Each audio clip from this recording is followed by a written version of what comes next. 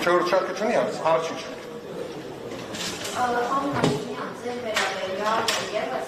գործընթացներ այդ գործընթացի վերաբերյալ այս որոշումը ինչ ազդեցություն ունենա եւ ձեր երկրորդ հարցը դու ձեր խոսքում շփոթվի գործից եւ մոբիլի օգտագործման որոշման վերաբերյալ ևս գնահատականներ եղել են սահմանադրական դատարանի որոշման մեջ։ Եթե չեմ սխալվում, Աննա Վարդապետյանը եղել է ձեր օգնականը։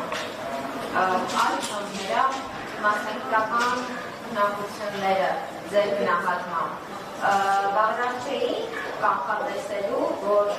դատախազության այս իրավապրակտիկան վիճահարույց է։ Նախ սկսեմ իմ վերաբերյալ գործից, շատ ճիշտ եք նկատել, այո, ես էլ եմ անցնում նույն գործով, դատախազությունը իմ դեմ ներկայացրել է հայց հակակոռուպցիոն դատարան եւ գործը հիմա քննվում է հակակոռուպցիոն դատարանում։ Նախ հիշեցեմ, որ ես 95 թվականից եմ զբաղեցնում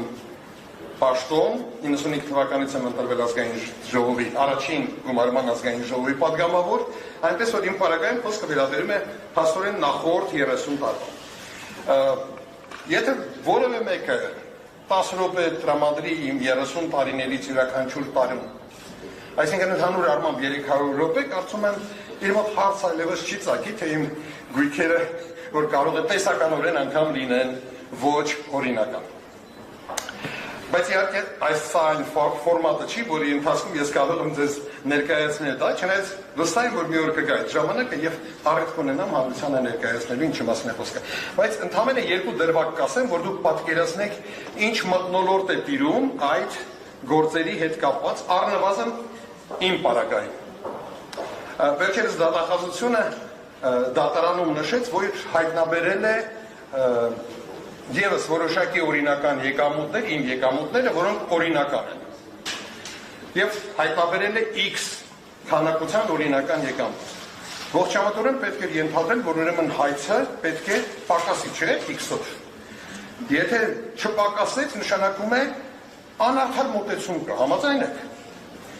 Մեր դատախազությունը պարզվեց ռեկորդակիր է։ Գիտեք ինչու, որովհետև հայտնաբերելով լրացուցիչ օրինական եկամուտներ, նա որոշեց, որ դրա արդյունքում հայցը պետք է ավելանա։ Ես պատրաստվում եմ դատարանին միջնորդել, որպեսզի երկրորդ դասարանցումի որևէ հրավիրեն որպես փորձագետ, որտեղ գումարել հանելը բացարձակապես երկրորդ դասարանի թվաբանության գիտելիքները թույլ կտան կատարել։ Մեկ այլ օրինակ բերեմ։ Եթե դուք կրեդիտ քարտով, ես, այսինքն իմ պարագայում, կրեդիտ քարտով գնում եմ կատարել, օրինակ 20,000 դրամ։ Դատախազությունը դա համարում է ծախս եւ ճիշտ է։ Բայց հենց որ ես իմ հաշվից կրեդիտ քարտի պարտքը փակում եմ 20,000, նա համարում է, որ ես կատարեցի երկրորդ 20,000 դրամ ծախսը, արդյունքում ես ծախսեցի 40,000 դրամ։ Շատ ժամանակ պահանջվեց ցույց տալու անհետեթությունը, կարծում եմ ոչ։ Նմանատիպ տարօրինակ բաներ իմ հայցադիմում այս պայծրությամբ հայտնաբերել եմ 237 հատ։ Շարունակում եմ ընդրտուք։ Ինչ վերաբերում է Աննա Վարդապետյանին, նախ ասեմ, որ ես գնահատական կարող եմ տալ պետական ինստիտուտներին, անձերին գնահատական տալիս եմ միմիայն այն դեպքում, եթե անձը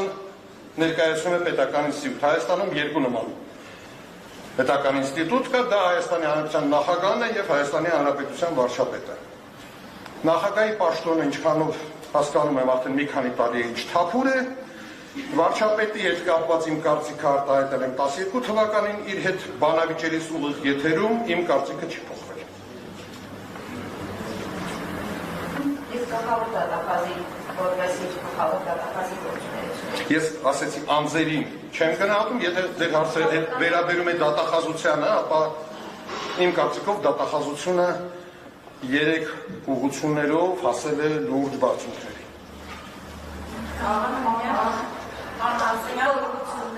Ինչ ուղղություններով։ Հանդիմադիրների դեմ գործեր սարքել առաջին ուղղությունը, երկրորդը իշխանության ներկայացուցիչների հանցավոր արարքները չնկատելու եւ երրորդը սեփական պատասխանատվությունից խուսափելու։ Համեցեք, երկրորդ շարք։ Այսօր սահմանադրական դատարանի տարբերակներով երկրորդ դատելով սրտերում տեղի ունեցած գործոն մասին, ինչպես նաև իրավապահ համակարգի գործողությունների առանձնահատկությունները։ Արդյոք օրենքի որոշ երկու իրավունք պատվաստումներ պատժի ամուսնապետության եւ կամ արտադրության վերականգնման, սոցիալական արտադրության վերականգնման։ Ոչ, չուներ։ Այս ձևով օրենքի կիրառումը ուներ լրիվ հակառակ նպատակ, մի կողմից այն կարելի է տեսնել նույն շարքում, հա, որ քաղաքի կենտրոնում ապրող ենթադրենք ճարտարապետ տատիկը իրավունք չուներ քաղաքի կենտրոնում ապրելու, պետք է վաճառի գնա ծայրամաս, հա, մի կողմից ուրեմն սեփականության վերաբաշխում եւ մյուս կողմից արդեն նշեցի, դա քաղաքական ընդդիմադիրների դեմ որպես գործիք, որպես մահակ կիրառել է։ Եվ տպավորություն է, որ սահմանադրական դատարանը թեդի է այդ երկրապատությունը ներկայացրել, կային այնուամենայնիվ սահմաններ, որ սահմանադրական դատարանը չի կարողացել անցնել։ Ես կարծում եմ ամենակարևոր սկզբունքները Թոդորովի գործի սահմանադրական դատարանը չէր կարող անտեսել եւ նա ամրագրել է իր որոշման մեջ։ Ճիշտ է, ինձ համար զարմանալի է, որովհետև Թոդորովի գործն է հիմնական գործը։ Մենք Թոդորովի վրա ենք հղումներ անում, նրանք օգտվել են ճուտիկ գործից, Յորդանովի գործից, ինչը տարօրինակ է, որովհետև որպես կանոն դու հղում ես անում մայր գործին, որտեղ սկզբունքներն են սահմանվել, այնուամենայնիվ սահմանվել են այդ Թոդորովի գործի սկզբունքները գոնե հիմնական մասերով։